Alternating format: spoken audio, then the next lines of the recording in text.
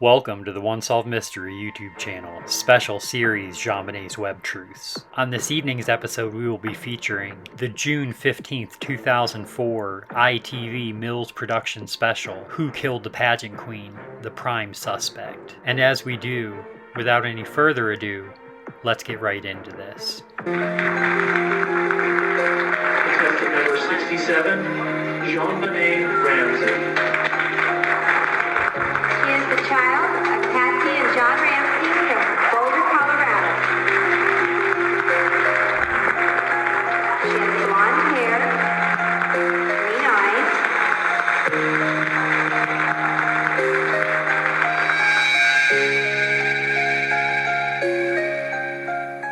Tonight, new evidence about the murder of a 6-year-old beauty queen and about the prime suspect who might have killed her. Name and how old you are. My name is JonBenet Ramsey, and I'm 5 The torture and killing of JonBenet Ramsey in her parents' home on Christmas night reverberated around the world. It made her the most famous murdered child in history, and her millionaire parents, accused of the killing, the most hated couple in America. We, the jury, find JonBenet Ramsey liable for the wrongful death of JonBenet Ramsey. John Ramsey liable. And that's to Patsy? We, the jury, find Patsy Ramsey liable for the wrongful death of JonBenet Ramsey. Because we're the parents, we're the murderers? Is that the thesis? It's sad if that's what we think as a society of ourselves. I don't know what they think. All I know is we didn't do it. I don't know what happened. God knows, and he's not telling. Few believed them, but despite all the accusations and outrage, the parents were never charged. Today, they live quietly in Michigan, a remote area of the U.S., north of Detroit.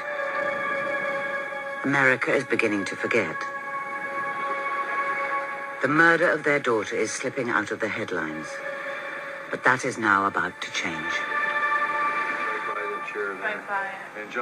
A completely new team of investigators has recently uncovered dramatic new facts about the murder. They have identified a number of suspects, including one who is now their prime suspect. We've gained more information in the last year than probably the prior 4 or 5 years. It's now a whole new area of the JonBenet Ramsey case. We now have evidence that will tell you who the killer is.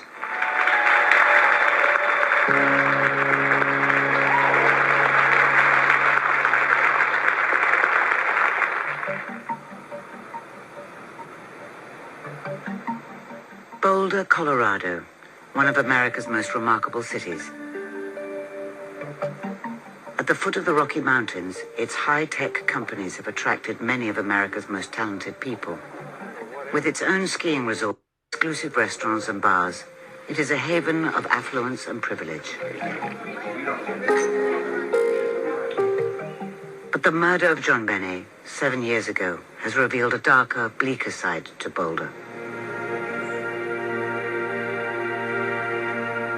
The story of that murder began here at the Ramseys' home on Boxing Day morning, 1996.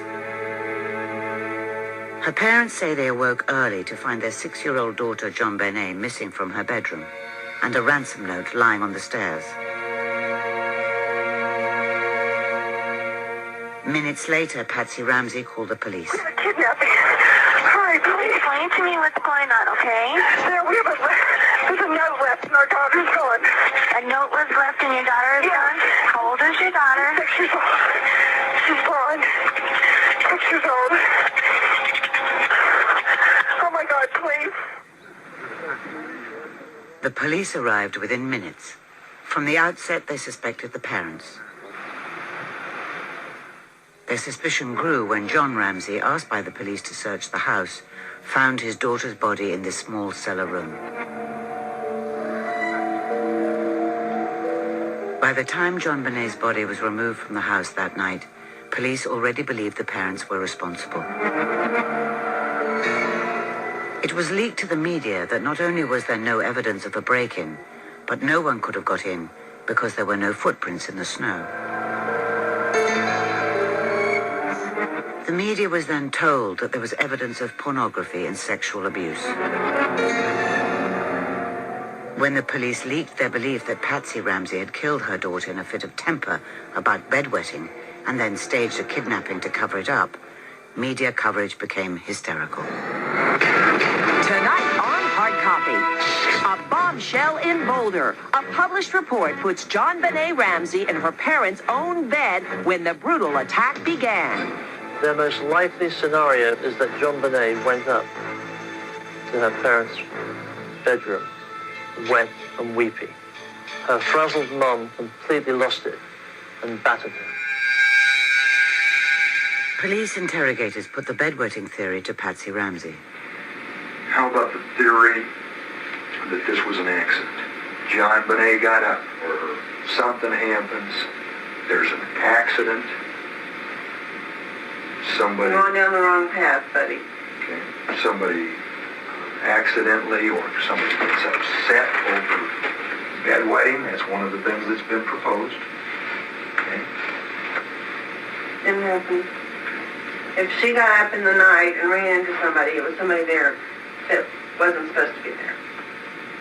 I don't know what transpired after that, whether it was an accident, intentional, premeditated, or whatnot. But it was not one of her 3 family members that were also in that house. Period. End of statement. The Boulder police were convinced she was lying. Outside prosecutors were appointed who took the case to a grand jury, asking that the Ramseys be indicted for murder. Yet District Attorney Alex Hunter surprised everybody when he announced the result. We do not have sufficient evidence to warrant the filing of charges against anyone who has been investigated at this time. Most Americans, led to believe the parents were guilty, greeted the announcement with disbelief.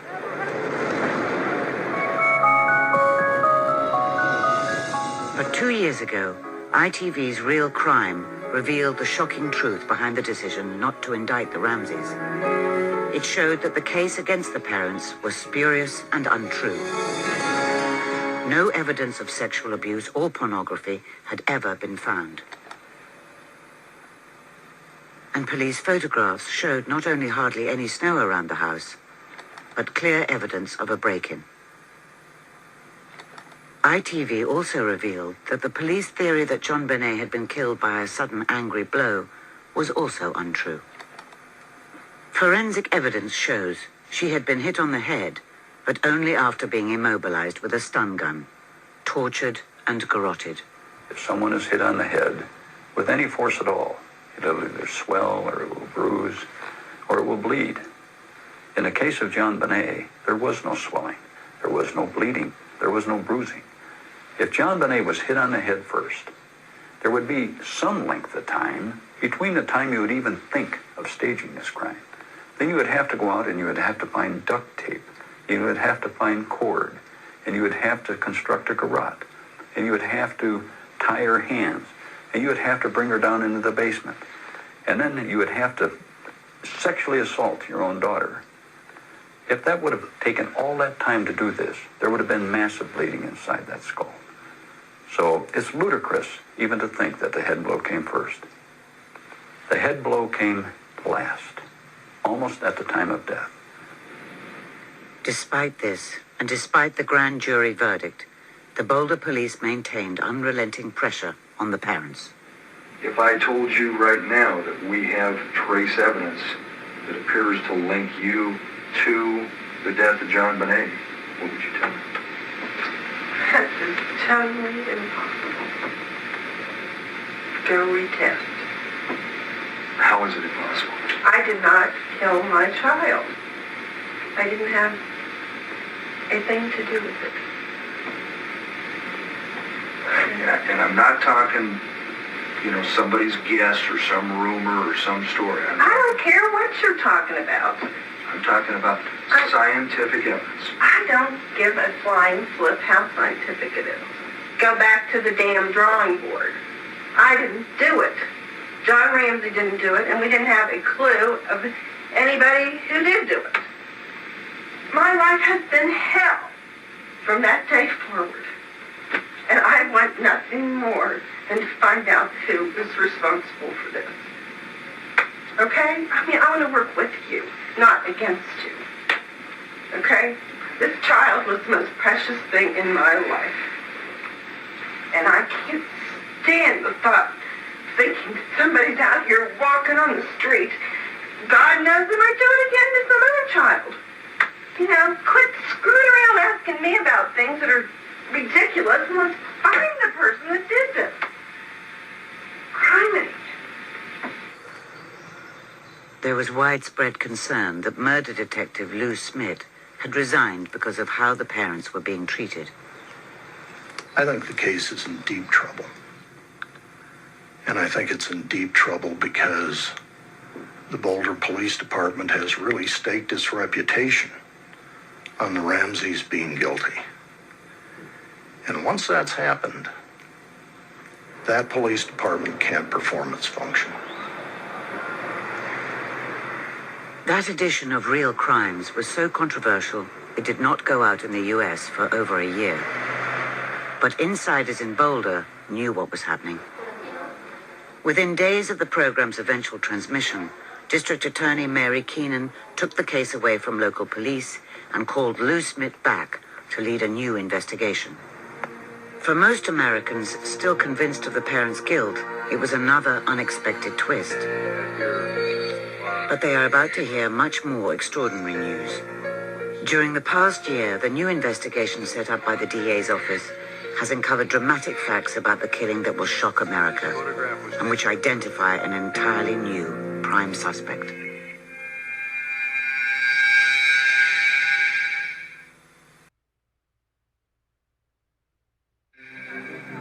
After ITV reported on the Ramsey murder, Lou Smith, the detective who did most to clear the parents, was called back by the Boulder District Attorney to lead a new investigation. Because of this, he is bound by the confidentiality of her office and no longer able to talk to us. But the Boulder DA's office is neither equipped nor funded to carry out major murder investigations, so it has also sought the help of private detectives, once employed by the Ramseys to hunt the killer.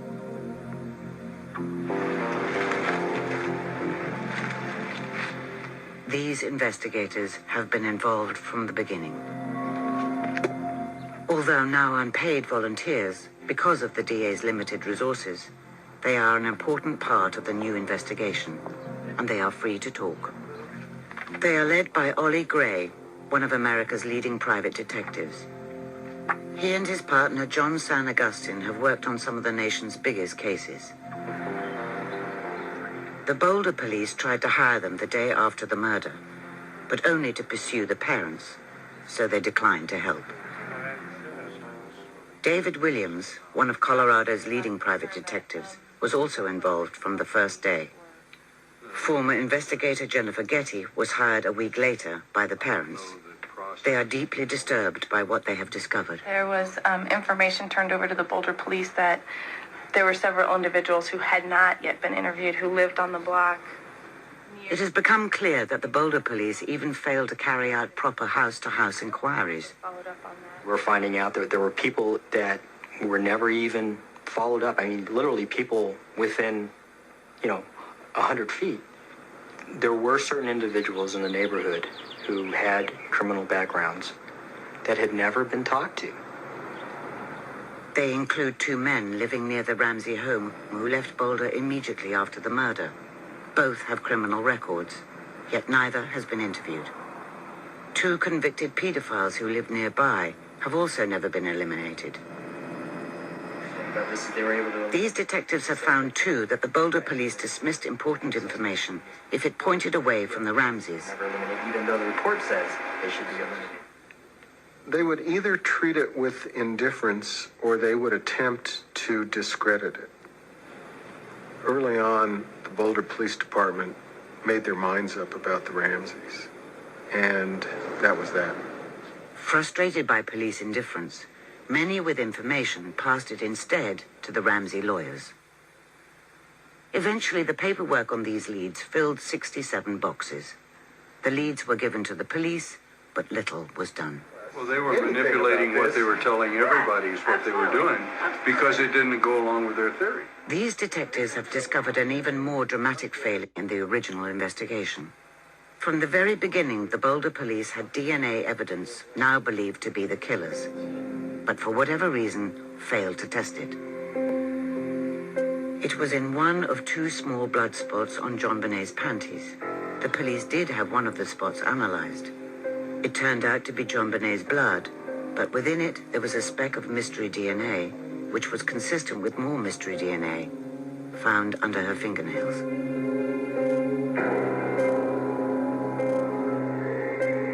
Both had come from the same unknown white male. It all but cleared the parents, but the Boulder police said nothing. I'm very upset about it because they have put the Ramsey family through holy hell.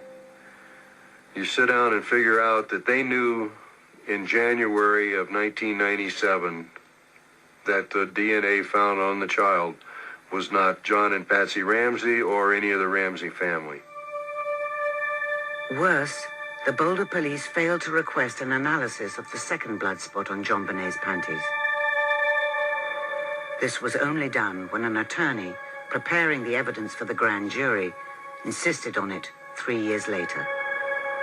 The result of the second analysis was a bombshell. While the earlier DNA had been far too weak to identify the killer, the DNA from the second blood spot was almost capable of doing so, and it came from the same white male. It was the most important evidence in the case, and the Boulder police had missed it for 3 years. It's horrible what happened. I've never seen it before, that kind of length of time would pass. When the DA's office took over, they gave priority to enhancing the DNA until it identified the killer. His DNA has now been put into CODIS, America's Combined DNA Index. It is the first big breakthrough in the case, but it has not yet thrown up a match, and the forensic scientist responsible urges caution. I think it would be wrong for them to focus just solely on the DNA, because the DNA, as important of an aspect as it is not the sum total of the investigation. You may never get a hit because the suspect may never have committed a crime that qualified him to be in the database, or he's just not been caught yet. Even if the killer is not in the database, investigators think they may, in any case, already have his name. They think it is probably in one of these boxes full of leads which have never been followed up. They have searched and come up with a dozen new suspects. One of them is now their prime suspect. This is why they think he may have done it. 6 weeks after the murder of JonBenet, Boulder District Attorney Alex Hunter invited journalists to a press conference. He ended it with this message. I want to say something to the person or persons that took this baby from us. The list of suspects narrows. Soon there will be no one on the list but you. The words had been written by the FBI. It was part of a strategy to use the media to put the killer and any accomplices under pressure.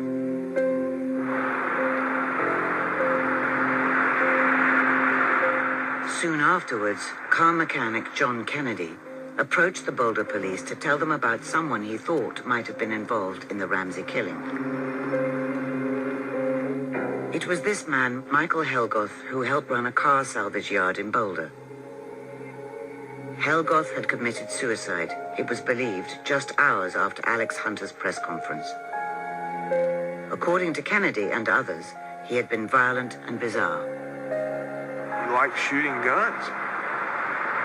He had a little crotch pocket, so he'd reach down and grab it. And he'd point the pistol right at your head and then just shoot off the side of it. And if he just missed a tenth of a second, you'd have a bullet in you. It's kind of unnerving. I was actually scared. I was standing behind him when the bullets were flying by my head. He would shoot the cats in the back. I thought that was great sport. He had a fun time with that because he could kill. I think he liked to. Something that he enjoyed quite well. And he ended up getting kittens from the junkyard there, picking them up and just wrenching their neck. Just killing them with his bare hands. It was not only violence against animals that excited Helgoth. We're walking along, headed toward the house. He just casually comes up and says, I wonder what it'd be like to crack a human skull. And I looked at him and I thought, whoa, I don't want to have this conversation, and just laughed it off. Helgoth left note. After his death, Kennedy was asked to go through his possessions. It was while doing this, he began to think Helgoth might have been involved in the killing of JonBenet. Alex Hunter, where he makes the finger-wagging speech on the 13th, and then Michael dies on the very next day. Soon, there will be no one on the list. Seems a little suspicious to me. But you. But it was more than Alex Hunter's press conference that led Kennedy to suspect Helgoth. Mike was pretty happy around late November about him and a partner making a killer deal, and they were each going to make $50,000 or $60,000.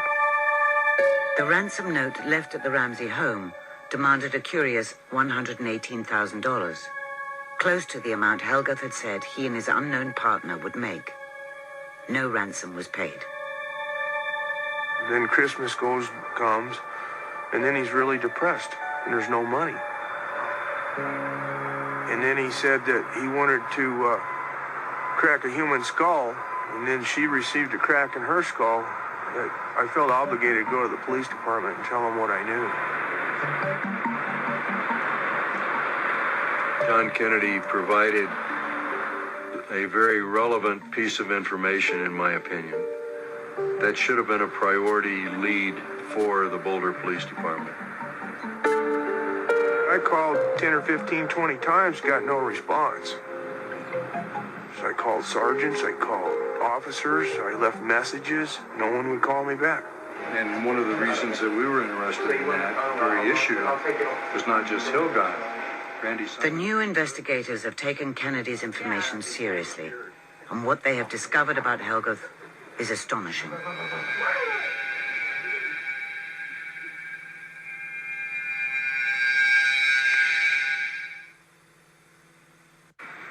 Three months after the murder of JonBenet Ramsey, the Boulder police were told that this man, Michael Helgoth, might have been involved. They ignored the information. But a new team of detectives appointed last year have taken it seriously.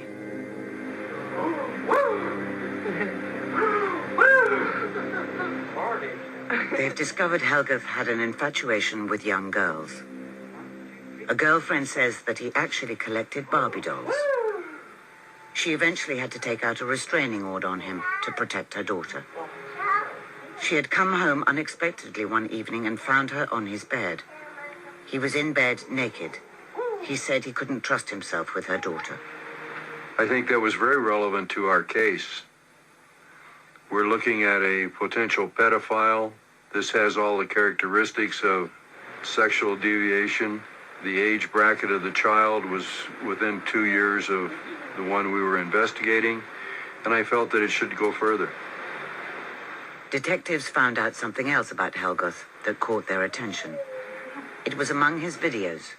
What they contained, they say, is significant. They found not only a lot of violent scenes like this,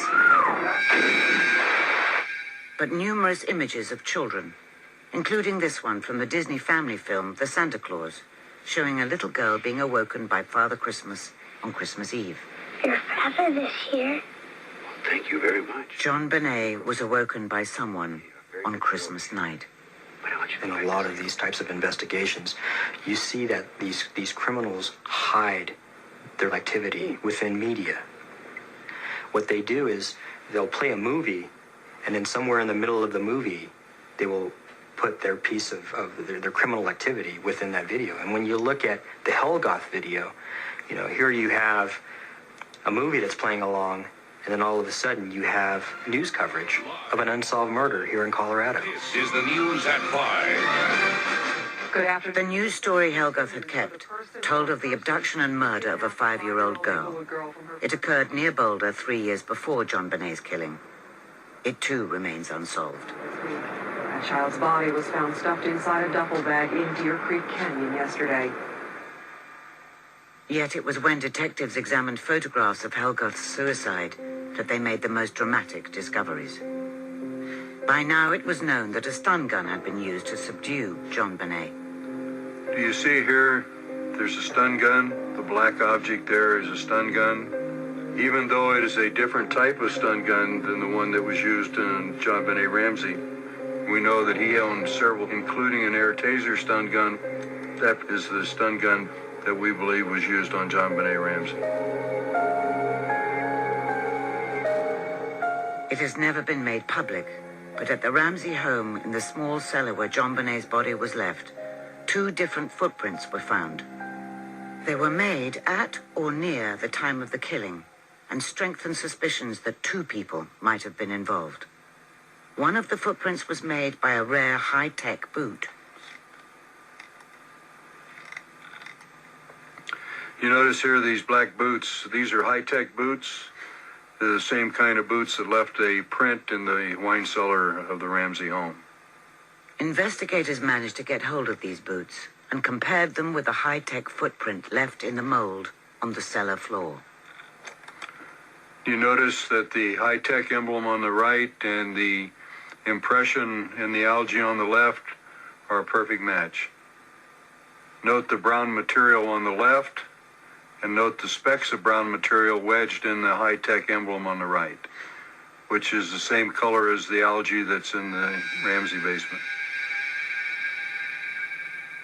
But there is something even more sinister in these photographs. The fatal shot was fired through a pillow. Note this pillow has a bullet hole through it. See the darkness around the edges where the bullet entered the pillow. This is the other side of the pillow where the bullet went through. Note a little bit of blood from where the bullet entered the body. The significance of the pillow is that it was used as a muffler, and if somebody was going to commit suicide, why are they worried about muffling the shot? He was the only one in the house at the time of death. It is something which bothers friends who knew Helgoth well. I doubt it. I doubt it seriously that he would silence a shot. He was so out in the open with it. During the day, he'd pull a .22 out, point it right at your head, and just miss you by a little bit, thinking, man, if he just misses a little, you're going to have a bullet in you. No. The most startling detail, though, is the position of the pistol and the trajectory of the shot. Notice that the gun is found on Michael's right, and he's right-handed. Notice the bullet hole is on Michael's left, and it goes across the body from left to right, shoulder area. Add to this the gun, about 6 or 8 inches, a pillow that was used to muffle the gun to it, and try to twist your hand around to where you can get a shot that goes across the body from front to back, from left to right, and it's almost impossible to do. Most people, in my experience, when you see people using a gun to commit suicide, they normally shoot themselves in the head. They'll put the gun in their mouth or under their chin. But in this particular case, it became really odd to us that you would place a pillow on the left side, the guy's right-handed, and that he would then take the gun and bring it around and then try and shoot himself. It doesn't make sense why you would have somebody commit suicide in that manner. It makes you wonder even more, how did he actually die? The gun, the pillow, him being right-handed are all key factors as to why this could be a homicide and not a suicide. I would bet that this is a murder and not suicide.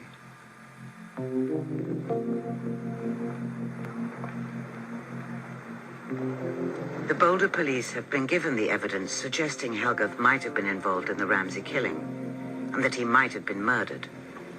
They were unimpressed. I got the distinct feeling that they had absolutely no interest in anything that took them away from the theory that John and Patsy Ramsey killed their daughter. Even if that meant ignoring a potential homicide? Even if it meant ignoring a potential homicide. He was still alive, and for a while, obviously, his hands became moving, touched him to his forehead, but... These detectives did not see Helguth as the actual killer. In fact, DNA samples taken at a post-mortem show that he was not. But they think he may have been involved. One reason is that they've always believed it likely that more than one person was in the Ramsey home that night. The footprints suggest this, as do the number of objects taken in and out of the house. These include a rope, stun gun, cord, and duct tape. It would have been difficult for just one person to have done everything that was done that night.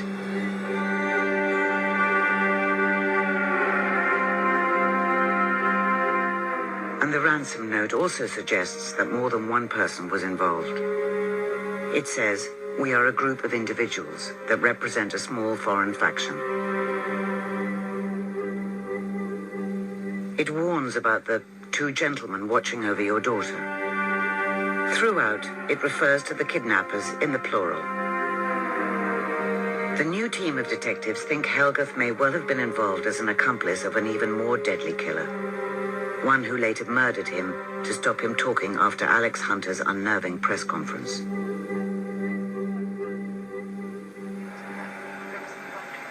In trying to identify a potential killer, they came up with an important clue.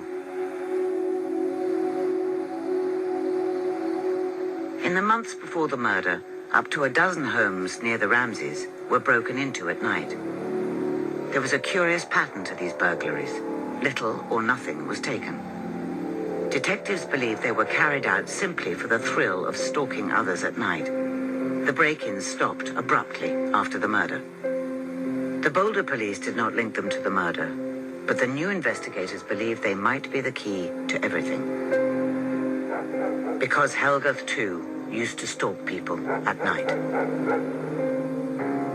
It happened to John Kennedy. I was working on a car late one evening in my garage.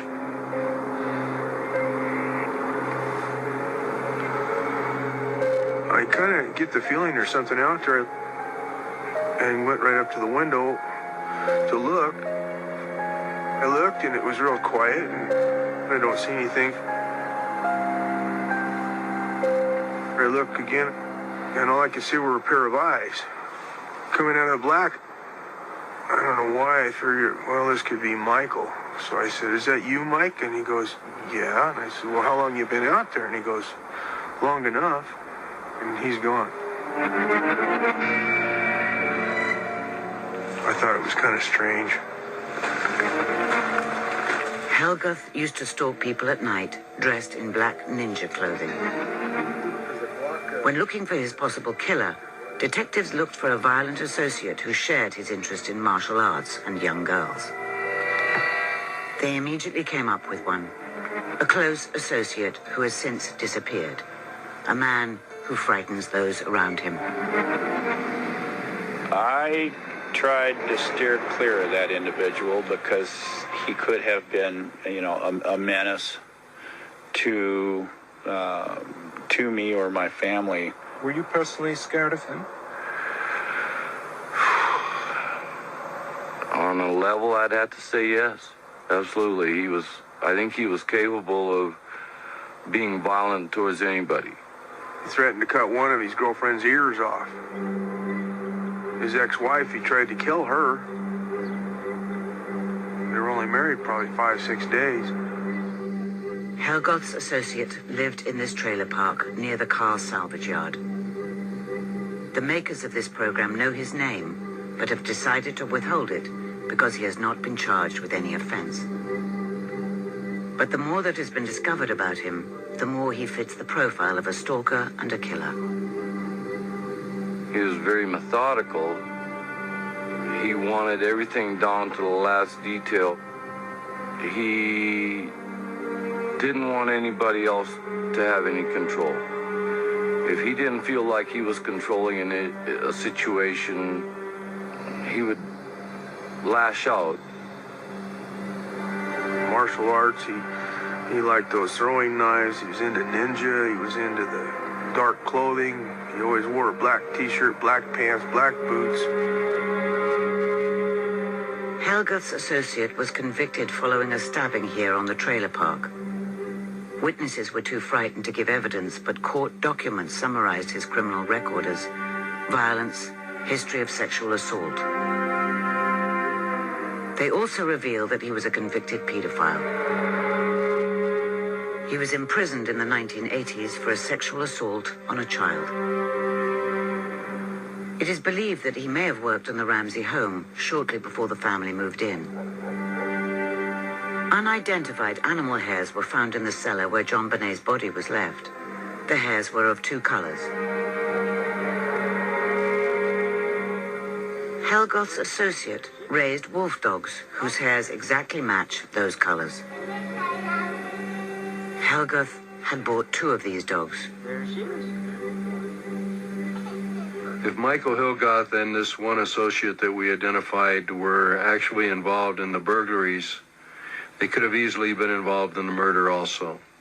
There was just too many associated items that could tie him to it. That means that he has to be eliminated. We need DNA from him, wherever he might be. These investigators see the associate as their prime suspect in the Ramsey case. Tracking him down, they say, is a priority. The need to do so made more urgent by revelations about another horrific crime the Ramsey killer may have committed.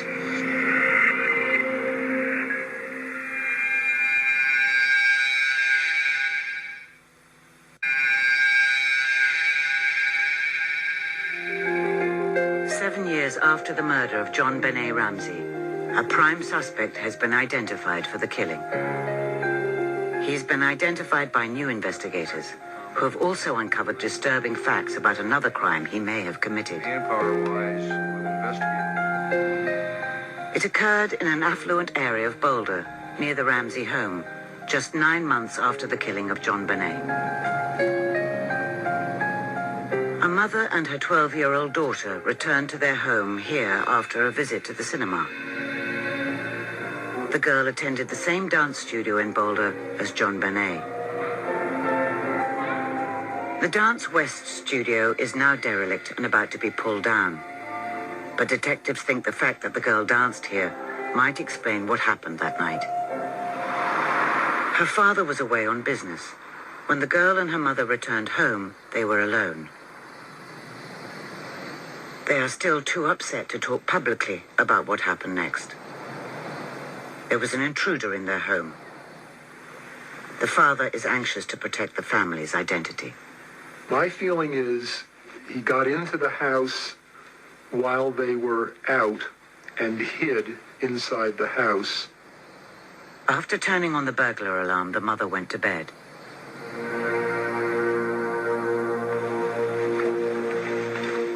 Sometime later, the intruder crept into the girl's bedroom.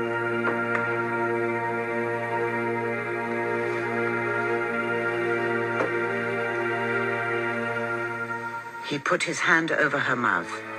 He used her name and told her he knew her. He began a sexual assault and a possible abduction. But the mother close by was a light sleeper. My wife heard whispering. She got up, asked if everything was okay. She got a non-committal reply. Thought that there might be someone moving around. She took a can of mace and walked into the other bedroom.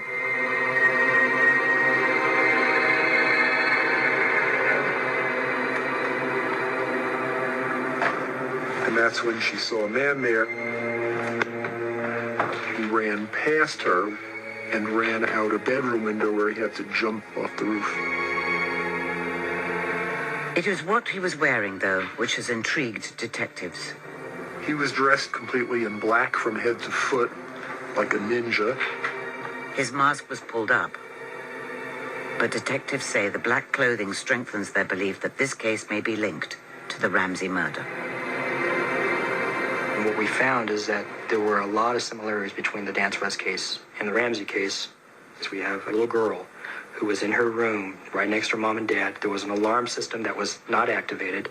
Somebody entered the home. Somebody assaulted this little girl and then left. I suggested multiple times that the case seemed very similar to the Ramsey case. When I told the police detectives about this, they said, no, this has no similarity at all. Frustrated by the attitude of the Boulder police, the parents hired a private detective. He uncovered the same pattern of late-night break-ins that have now caught the attention of detectives investigating the Ramsey murder. We learned about a series of intrusions and attempted assaults where someone would come home and find someone in their bedroom in the middle of the night, or someone appeared in someone's bedroom in the middle of the night. To me, it's so similar that you'd have to think there's a very good chance that it was the same person, or it may just be that there's a number of lowlives running around, whether they know each other or not, who knows. The similarities are pretty compelling, though, and it seems to me if you were the police, you'd at least be curious about it rather than not wanting to hear about it. They would just enter the home in a ninja costume, all dressed in black. The detectives now hunting JonBenet's killer are shocked that the lead was ignored. We never could tie him down. The fact that Boulder PD ignored information was just absolutely ludicrous. Why are you not taking this information and seeing if it was related to the Ramsey case? You have an obligation as a law enforcement agency to take these facts and either eliminate it or say, guess what? It is part of the Ramsey homicide. While dismissing any link to the Ramsey case, the Boulder police dismayed the parents by questioning their daughter's school friends. In the process, revealing what had happened to her, something she wanted kept secret. If I had to rate the police performance in this case on a scale of 1 to 10, I'd rate it a -10.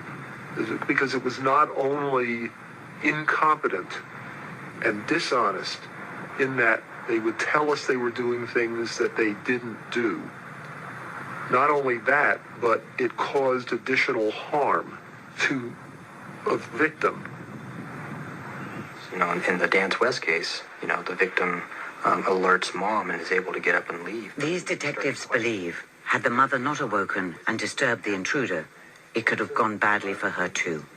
The parents are only too aware of this. The possibility that it could have turned out the same way is pretty obvious, and then you'd have the police saying, well, it's clear that the parent must have done it because nobody else could get in there. But for my wife being a light sleeper, we might be in the newspapers now, as well as the Ramseys.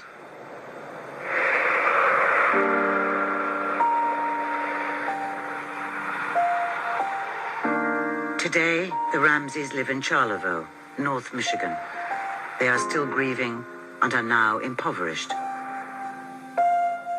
Before the murder of her daughter, Patsy Ramsey had ovarian cancer. When it returned last year, she had no medical insurance. At 60, John Ramsey has considered taking a job as a carpenter to survive. They are involved in a libel action against a U.S. TV station and have been advised not to give interviews. But they gave one to us earlier. Nothing has changed since. Regretfully, the police walked into our home that morning and said, oh, murdered child, parents asleep, must have been the parents. Everything and focused on that from day one. And God knows whether we'll ever be able to capture the murderer or not. You know, a murder took away the Ramsey's daughter, but we took away everything else. When I say we, I mean society. All of us. The police and press included. Now we have a chance to rectify the situation. We have a chance to identify a perpetrator in this case. The problem is that the Boulder District Attorney's Office is neither funded nor resourced to run police investigations. And most people in Boulder just want to forget what has happened and move on. There is now public pressure to save money and abandon the investigation in the hope that one day the DNA database will come up with a hit. As an elected official, the district attorney ignores such pressure at her peril. But if the investigation is abandoned, none of the suspects that have been identified will ever be pursued. The detectives involved are appalled. For the first time in 7 years, this case has the ability to be solved. And to let it go would be a travesty. I mean, there's a little girl who's dead, and it doesn't seem right that no one cares. That the person who committed that crime is still walking around. I don't know whether this person or persons are still in Boulder. You know, they may have, by this time, be in Timbuktu. Who knows? But we can find them. If a proper investigation is conducted, I think it'll happen. And yes, continue to hold your babies close. It is not la-la land. We had a false sense of security about Boulder. We thought it was a nice, quaint, small town. They say people get the government they deserve, and in this case, they get the police department they deserve. The fact that the people of the city are not outraged by murders and sexual assaults and the failure of the police department to demonstrate the most minimal competence or interest in dealing with this just says to me that's the kind of police department that people of Boulder want.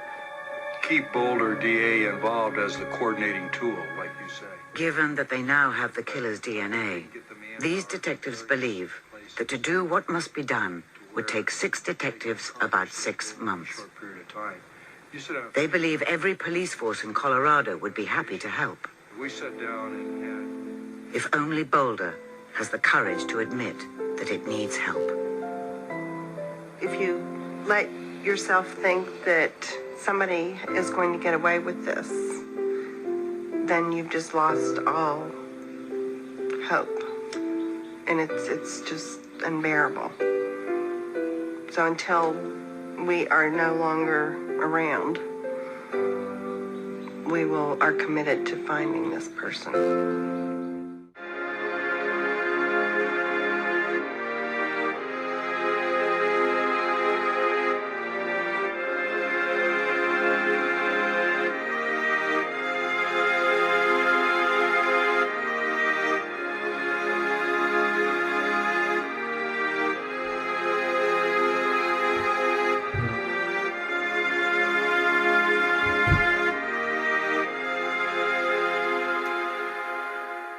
And with that, I would like to thank everyone watching as we conclude this episode of Unsolved Mystery, JonBenet's Web Truths. Please be sure to comment, like, share, subscribe, and hit the notification bell so you can be notified when new videos are being released. Thank you for being here, and I hope to catch you next Sunday at 7 p.m. Eastern Standard Time.